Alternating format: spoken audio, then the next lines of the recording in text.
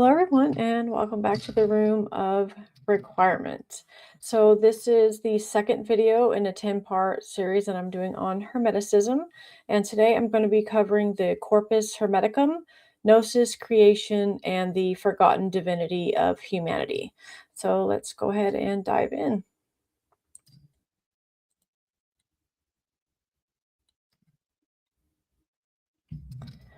There are moments when the deepest question of our existence rises above everything else.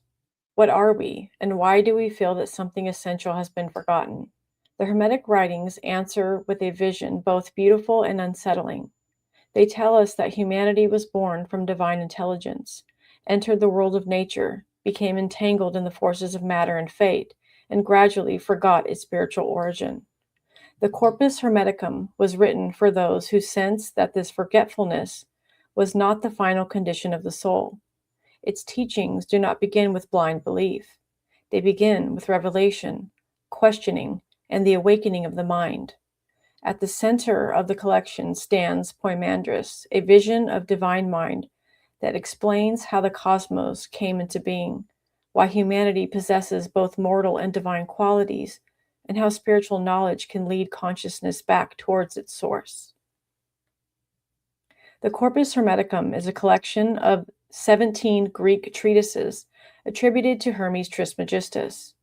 These writings were composed by different authors in Rome and Egypt during the first century of the Common Era and were later gathered into the collection that we know today. Most of the texts take a form of conversations between Hermes and his students, including Tat, Asclepius, and Ammon. Rather than presenting one systematic doctrine, the treatises explore related questions from different perspectives. What is God? How was the cosmos created? What is the nature of the mind? Why does humanity suffer? What happens to the soul after death? How can a person become spiritually reborn? The collection is philosophical, but it is not philosophy in the modern academic sense. Its purpose is transformation, and the teachings are intended to awaken the student to a reality that cannot be understood through ordinary reasoning alone. The first treatise of the Corpus Hermeticum is commonly called Poimandres. It begins with the narrator entering a profound contemplative state. As his ordinary senses become still, an immense being appears that identifies itself as Poimandres, the mind of sovereignty or divine mind. Poimandres asked what the seeker wishes to understand. The answer is not wealth, power, or supernatural ability. The seeker wants to know the nature of existence, the creation of the cosmos, and the identity of God. This opening establishes the true orientation of Hermetic study. The mysteries are revealed to a consciousness prepared to ask the right questions. The student does not begin by attempting to manipulate reality. The student begins by seeking to understand it. Poimandres then unfolds a vision in which light appears, followed by a dark, turbulent, watery condition. From the light comes the divine word or logos, and through the activity of the divine mind and the logos, the ordered cosmos begins to emerge. In Poimandres, the supreme divine is associated with light, life, and mind.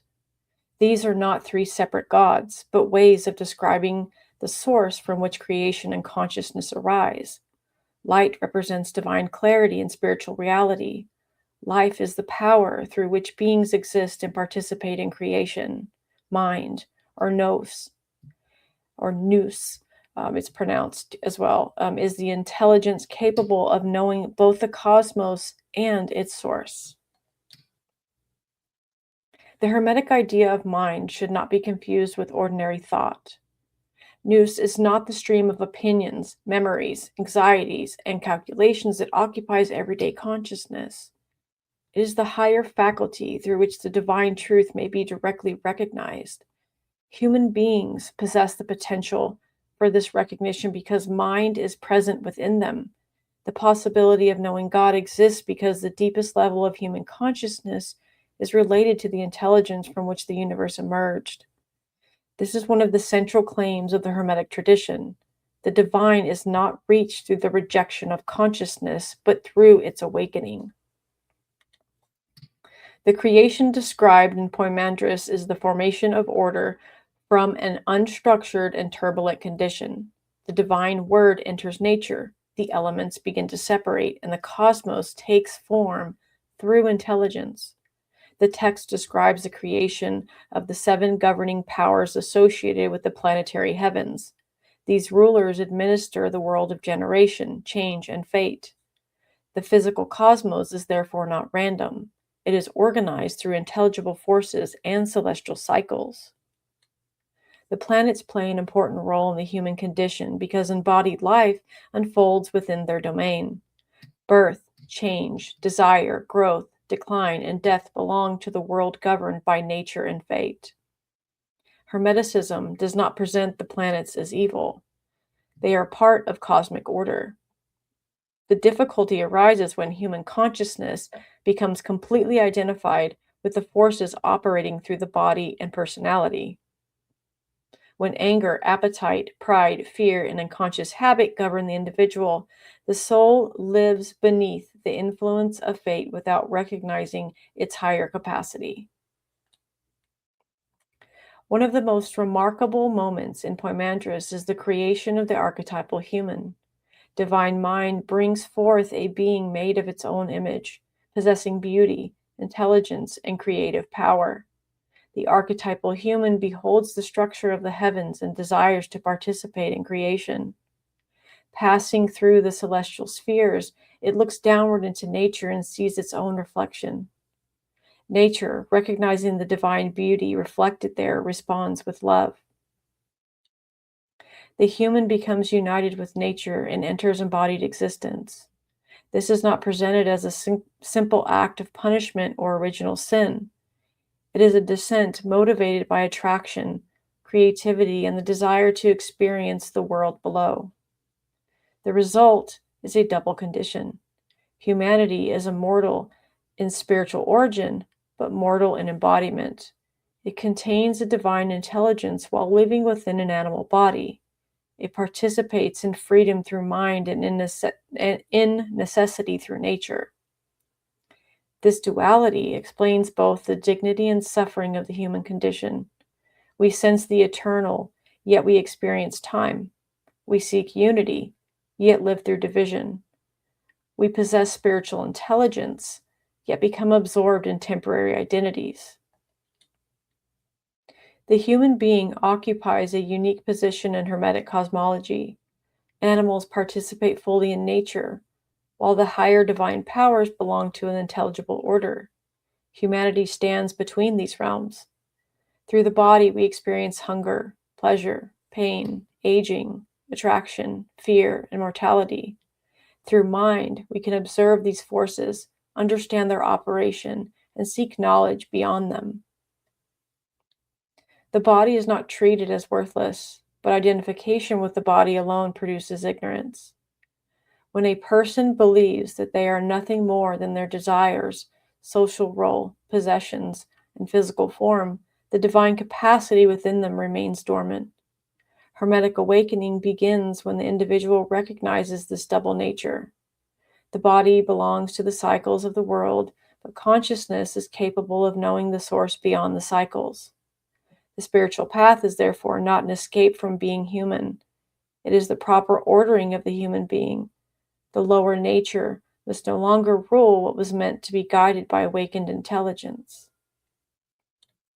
In the Corpus Hermeticum, ignorance is the primary condition that separates humanity from divine knowledge. This ignorance is deeper than being uneducated. A person may possess enormous information and still know nothing of their true nature. Spiritual ignorance causes us to mistake this temporary for the eternal. We build identity around changing circumstances and then suffer when those circumstances disappear. We become controlled by desires without understanding their origin. We pursue recognition, influence, and possession while remaining unaware of the consciousness seeking fulfillment through them. The Hermetic texts often describe ordinary humanity as sleeping, intoxicated, or wandering in darkness. These images are not intended merely as condemnation. They describe a condition in which consciousness has become absorbed in appearances. Awakening begins when the individual turns inward and asks what part of the self is capable of observing the personality, the emotions, and the body. This question leads towards nous, the higher mind that can recognize the divine order and beyond creation. The Corpus Hermeticum closely connects knowledge of the self with the knowledge of God. This does not mean that the ordinary personality is God or that every personal impulse is divine. It means that the awakened mind discovers its relationship with the source of consciousness. To know oneself is to distinguish the eternal capacity for awareness from the temporary conditions passing through it. It is to recognize what belongs to nature and what belongs to the mind. It is to understand that the personality is an instrument of experience, not the complete identity of the soul. Knowledge of God is therefore not achieved by imagining a distant being alone. It arises through the recognition of divine intelligence operating within creation and within the human capacity to know. The cosmos becomes a revelation of its source. Life, order, movement, beauty, proportion, and consciousness point towards the intelligence from which they arise. The student learns to read both nature and the soul as expressions of a deeper reality. The universe of the Corpus Hermeticum is alive. It is described as a great living being containing countless forms of life within itself. Nothing exists in complete isolation because every part participates in the whole. This vision became foundational for later Hermetic astrology, alchemy, and natural magic. If the cosmos is a living unity, then its levels may correspond. The stars, elements, plants, animals, metals, and human faculties may express related pattern. This does not yet give us the later simplified formula that thought alone creates reality. Ancient Hermeticism offers a more complex teaching. Humanity participates in a living system of divine, celestial, natural, and psychological forces. Transformation requires knowledge of those forces and conscious alignment with the higher mind. The human being is a microcosm because the patterns of the greater cosmos are reflected within human nature. Our spiritual work is not separate from the cosmos. It is one expression of the cosmos becoming conscious of itself. The purpose of the Corpus Hermeticum is not intellectual superiority. Knowledge is valuable only when it changes the condition of the soul. When the seeker understands the vision of Poimandres, they are instructed to awaken others who are willing to hear. The revelation creates responsibility, and the one who has recognized the divine origin of humanity can no longer live entirely through unconscious desire. Hermetic knowledge should produce reverence, self-command, gratitude, and a clear perception of life. It does not remove the individual from ordinary existence. It changes the quality in which ordinary existence is lived. The awakened person still inhabits the body and participates in the world, but no longer treats the temporary world as the whole of reality. They begin to act from a deeper center. The Corpus Hermeticum provides the philosophical foundation beneath much of later high magic. Ceremonial systems may use circles, divine names, planetary symbols, invocations, and complex correspondences, but their higher purpose is not simply the production of unusual experiences. High magic seeks the reordering of the regeneration of consciousness, and the magician learns to place the lower faculties under the direction of the higher will. This reflects the Hermetic distinction between a life ruled unconsciously by nature and a life guided by the awakened mind. The famous relationship between the microcosm and macrocosm also grows from this worldview. The magician works upon the inner world because the human being reflects the structure of the greater cosmos. Planetary work, alchemy, and ritual ascent become ways of understanding and transforming the forces operating within consciousness. Without this philosophical foundation, magic can become a collection of techniques. The Corpus Hermeticum restores the purpose behind the practice, the awakening of the divine capacity within the human being. The vision of Poimandres gives humanity no easy identity. It tells us that we are creatures of earth carrying the memory of heaven. We enter bodies shaped by nature, live beneath the movement of time, and experience forces that often seem greater than our conscious will. Yet within the condition remains a light capable of recognizing where it came from. The Corpus Hermeticum does not ask us to deny our humanity, it asks us to complete it. The body gives us experience, nature gives us form, and the world gives us the conditions through which consciousness may awaken. Our difficulty begins when we forget that these are instruments of the journey rather than the final definition of the soul. The revelation of Poimandres leaves us with a choice. We may remain absorbed in the reflection, believing that the image in nature is all that we are, or we may turn toward the intelligence capable of seeing the reflection and remember that consciousness has a source beyond the passing forms it observes. But recognition is only the beginning. In the next video, we will enter the actual process of Hermetic transformation, Gnosis, spiritual rebirth, purification from the forces that govern the lower personality, and the ascent of the soul beyond the 7 planetary spheres. This is where Hermetic philosophy becomes an initiatory path, and where the student must begin to become what the teachings have revealed. Okay, you guys, that's all I have for you on this one. So next up, we're going to be talking about Gnosis, rebirth, and the ascent of the soul. I appreciate you guys, and I'll see you next time. Bye.